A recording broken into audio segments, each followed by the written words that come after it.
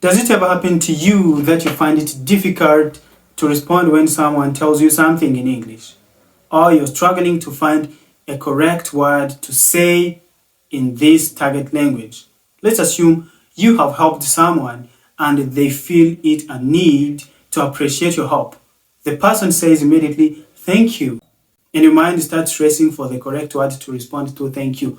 You're not sure yet about how you can respond to that "thank you." And you're like, okay, oh my God, how to respond to things. And finally, you find the correct word. Okay, you're welcome. Now, if this ever happened to you, don't worry. This is commonly shared by many people, and it is because English is not your mother tongue. Muraho neza, uyu munsi ngiye kubabwira ibintu bitanu ushobora gukora kugira ngo urekere aho ngaho gusemura mu mutwe wawe uvana mu kinyarwanda ushyira mu cyongereza. Abantu benshi bijya bibagora kubona ijambo ahita avuga ako kanya nk'iyavuganye n'umuntu. Nabaye urugero nk'umuntu yagushimiye mu cyongereza akubwiye "thank you", hari igihe bidahita byoroha kubona ijambo rya nyaryo ryo kumusubiza, ahubwo ugatangira gutekereza mu kinyarwanda. Ese mu kinyarwanda iyo umuntu agushimiye usubiza gute? Ibyo biraterwa n'icyo nise translation, uvana mu kinyarwanda ushyira mu cyongereza.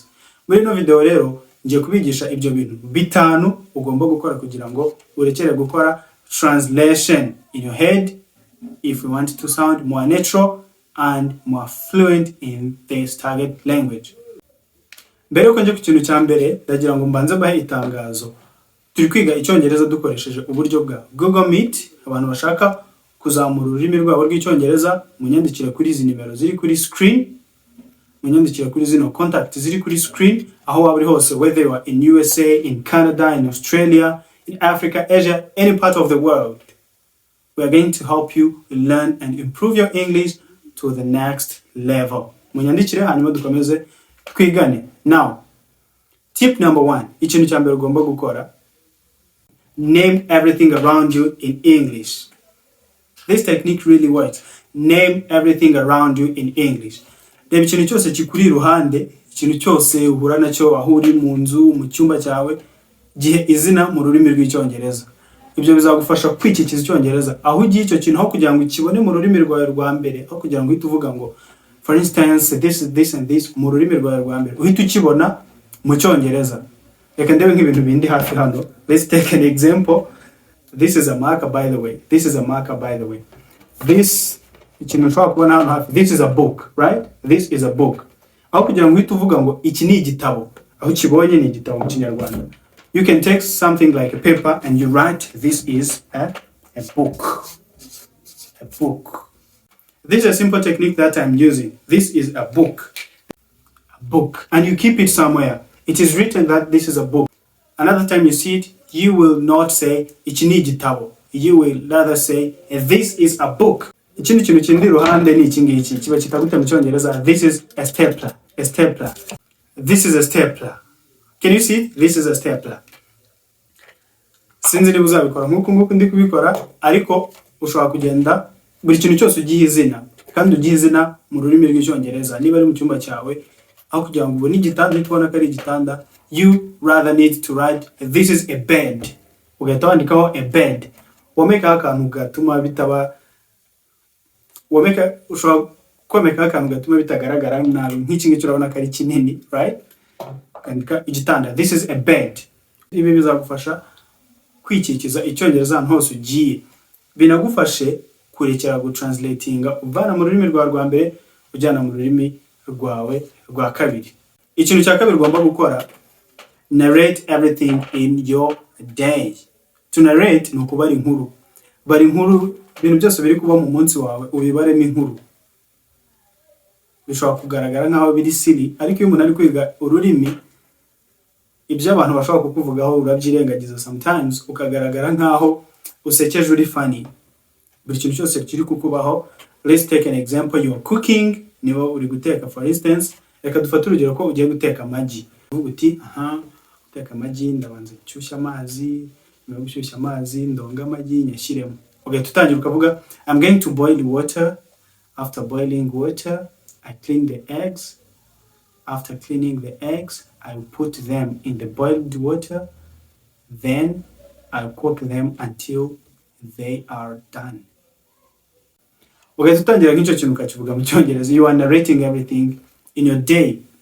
Uyu munsi wenda watinze kubyuka, ugahita uvuga uyu munsi natinze kubyuka. Today I woke up very late, but I'm going to work very quickly. I'm going to have shower.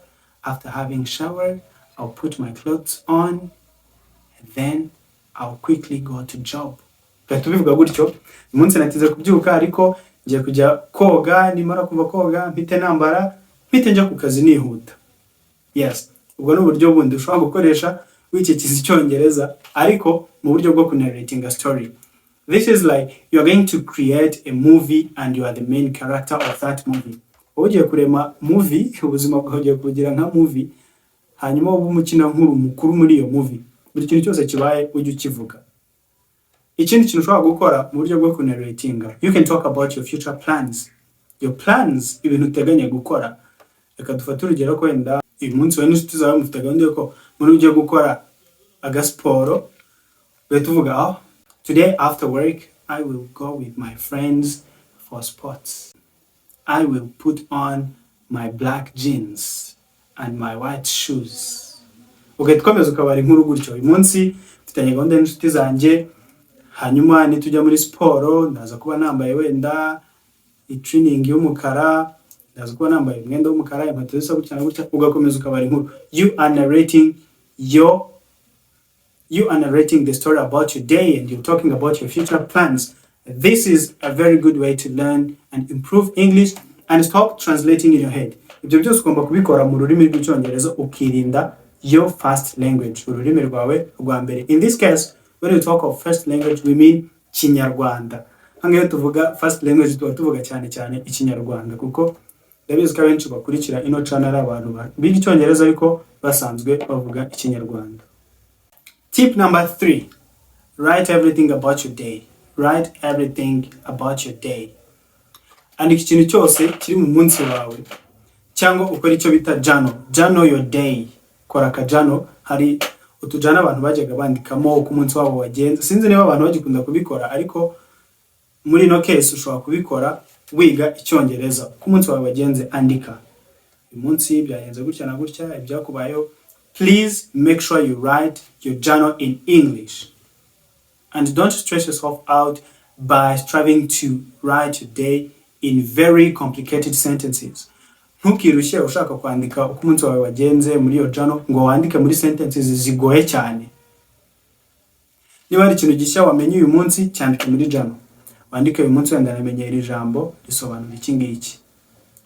Kandi mu gusobanura iryo jambo, make sure you don't explain that word in your mother tongue.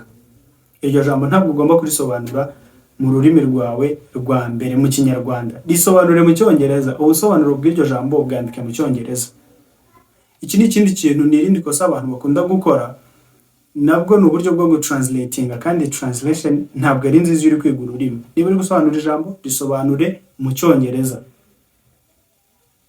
Niyo mpamvu habaho English to English dictionary. Niyo mpamvu nyine habaho dictionary zigisha Icyongereza ariko nazo zanditse mu Cyongereza. Rero ibi ngibi bigufasha kurekera gukora translation.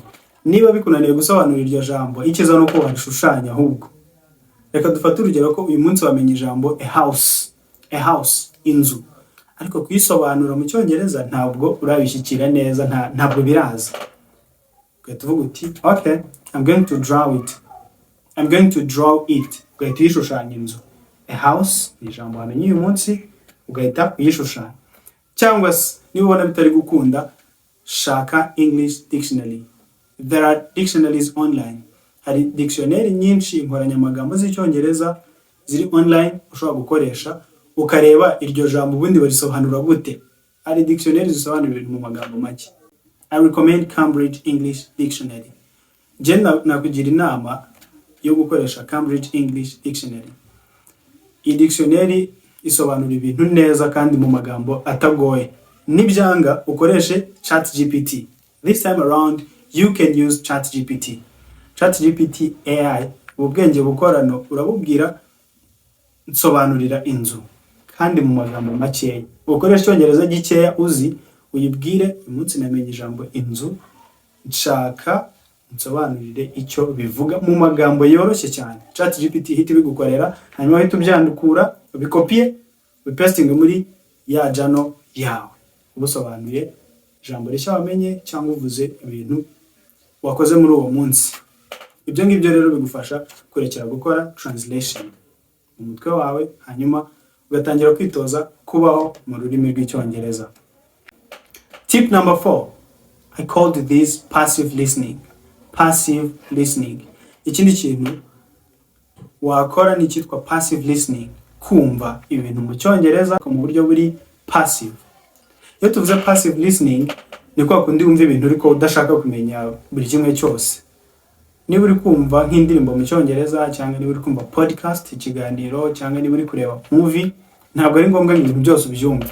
Wowe byumve mu buryo buri passive, wumvemo iby'ingenzi, ibiguciye kubyihorere, wikistressa, umvamo iby'ingenzi. Iyo ukomeje gukora bene ibyo ngibyo, ntabwo uba uri kwiga buri jambo ryose ari byo ushaka kumenya, ahubwo ugenda umenya neza uko ururimi rugenda, flow y'ururimi, translation igenda gute. Ese mu cyongereza iyo umuntu ari kuvuga akajya guhagarara bigenda gute? Ibyo bintu bigeraho bikaza naturally. Hari n'amagambo ugenda wakwearinga. Hari video nababwiye itandukaniro riri hagati yo kwakwearinga no learning. Ibi bigufasha rero gukora acquisition, kwiga ururimi mu buryo buri effortless, butarimo imbaraga nyinshi. Ibi ngibi rero kugenda ubikora, ururimi rugeraho rukaza mu buryo buri natural. This is when you start speaking English fluently. Tip number 5, the last tip. Are you still here? I hope you are still here. Ikintu cya nyuma rero mu byo nabateguriye, ikintu cya gatanu, nicyo nise trap yourself into English. Itega imitego y'icyongereza ahantu hose, ube nta hantu wagihungira. Ntabwo mvuze wenda ngo umunsi wose ariko biza kugenda, ariko nabishoboye byaba ari byiza. Shaka umwanya uvuga icyongereza, wumva icyongereza, ube uri fast, uhatirizwa gukoresha icyongereza byanga bikunda ku buryo nta hantu namwe uri buze gukoresha ikinyarwanda. Hari abantu mushobora kuba muhuje umugambi wo kwiga icyongereza, ihuze nabo, muvuga icyongereza gusa, ikinyarwanda mugishyire ku ruhande. Kora igishoboka cyose nawe icyo wumva cyashoboka, witega imitego. Surround yourself with English to the extent that you will have no other way out. Ikintu cyiza kindi ushobora gukora nuko wajoininga my WhatsApp group. Ndaza gupininga muri comment link ya WhatsApp yanjye, hanyuma muze kwinjiramo, mujye kuri WhatsApp yanjye yitwa English with Rugwiro, muganire n'abandi. Aha dukoresha icyongereza gusa, ni uburyo bwiza dukoresha kwimprovinga ururimi rwacu, aho tudakoresha ikinyarwanda. This is another way to trap yourself into English. These are the 5 tips I have prepared for you today. And if I have reached this far, as I always tell you, don't forget to hit the subscribe button, like, share, and comment for you to see the next interesting videos on this channel. See you in the next video. Bye bye for now.